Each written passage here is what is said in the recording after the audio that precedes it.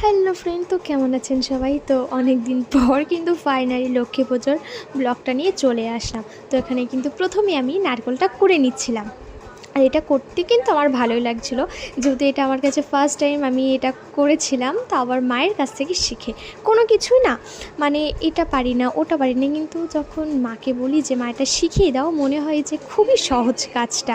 তো যাই হোক, আমার কিন্তু নারকেল করা হয়ে গেছে। আর এখানে কিন্তু পুজোর জন্য আমার দাদুর সমস্ত কিছু বাজার করে নিয়ে এসেছে, আর দেখে কিন্তু বুঝতেই পারছেন যে কি কি রান্না হবে।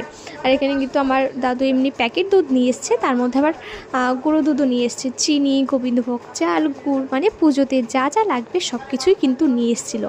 আর হ্যাঁ, এই যে একটা পুজো মানে দুর্গা পুজোর ব্যাপারটা একটু আলাদা, কিন্তু লক্ষ্মী পুজোর ব্যাপারটা ওর থেকে আরও একটু বেশি স্পেশাল, কারণ যেহেতু এটা প্রত্যেকটা ঘরে ঘরে হয়, আর এটা সবাই মিলে কিন্তু উৎসাহ নিয়ে করে যে হ্যাঁ এই করব ওই করব, মানে এটা রান্না করব ওটা রান্না করব, মানে আলাদা একটা অনুভূতি যারে বলে। আর এখানে কিন্তু মানে প্রতি বছরই মনে হয় যে করব কি করব না, মানে করব না বলতে কি প্রতি বছর মনে হয় যে করব, কিন্তু আবার মনে হয় যে এবার হয়তো বেশি বড় করে হবে না, কিন্তু যখনই ভাবি যে এবার বড় করে হবে না, তখনই কিন্তু খুব ভালোভাবেই হয়। তো এখানে কিন্তু দেখুন, আপনাদের সাথে গল্প করতে করতে এখানে কিন্তু আমার নাড়ু বানানো হয়ে গেছে।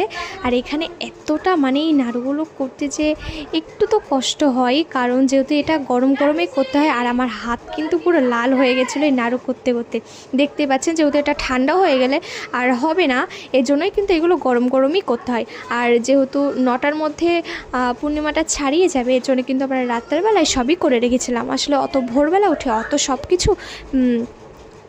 কিছু করা যায় না। তো এখানে কিন্তু আমরা চিড়ের মোয়া, তারপরে মুড়ি আর নারকেলের মোয়া করে নিয়েছিলাম। আর হ্যাঁ, নারকেলের কথা আর বলবে না, প্রতি বছর আমাদের বাড়িতে অনেক অনেক নাড়ু হয় নারকেলের, কিন্তু এই বছর কিন্তু তেমন হয়নি। আসলে নারকেলের দাম যা বেশি, তো কি বলবো। আর এখানে কিন্তু সমস্ত সবজিও কেটে রেখেছিলাম খিচুড়ির জন্য, কালকের কিছু রেডি করে নিয়েছি। তো চলো বাই, গুড নাইট, আবার দেখা হচ্ছে পরের ব্লকে। সবাই ভালো থাকবেন।